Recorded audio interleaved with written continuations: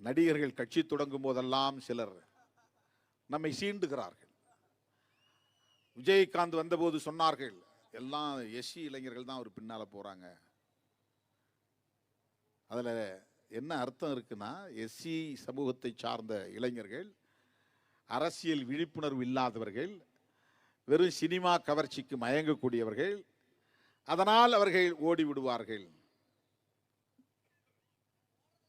விஜயகாந்த் எதிர்க்கட்சி தலைவர் என்கிற அளவுக்கு உயர்ந்தார்.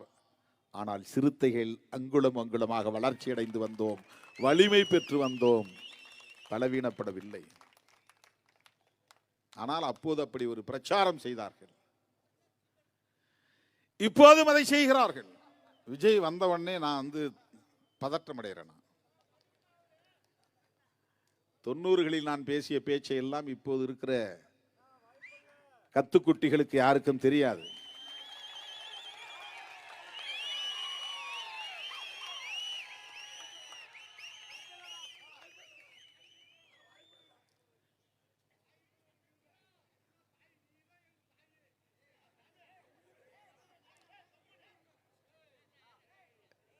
ஏதோ வெறுமனே சில இடங்களுக்காக மட்டுமே நாம் கட்சி தொடங்கி இருக்கிறோம், திமுகவோடு அதிமுகவோடு நாம் கூட்டணி வைத்திருக்கிறோம் என்று தவறான மதிப்பீடுகளை முன்வைக்கிறார்கள். நம்முடைய வரலாறு அவர்களுக்கு தெரியாது. அவர்கள் திடுமென பிறரால் நியமிக்கப்பட்ட தலைமையாக மாறி வந்தவர்கள். திருமாவளவன் வேர்க்கால் மட்டத்தில் இருந்து அங்குலம் அங்குலமாக வளர்ந்து நிற்பவன். 35 ஆண்டு கால அனுபவம் அரசியலில் உண்டு. 25 ஆண்டு கால தேர்தல் அரசியல் அனுபவம் உண்டு. நம்மை சீண்டி பார்க்கிறார்கள்.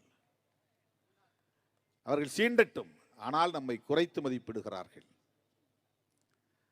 சராசரி அரசியல்வாதிகளைப் போல நம்மை விமர்சிக்கிறார்கள்.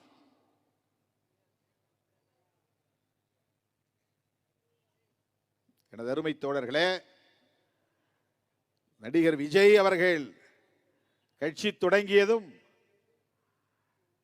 சமூக ஊடகங்களிலே என்ன பேசுகிறார்கள் என்றால், தலித்துகள் பெருவாரியாக அவர் பக்கம் போகிறார்கள். ஒருவேளை அப்படி அவர்கள் போனால் அவர்கள் விடுதலை சிறுத்தைகள் கட்சியில் இருப்பதற்கு தகுதியற்றவர்கள் என்றுதான் பொருள்.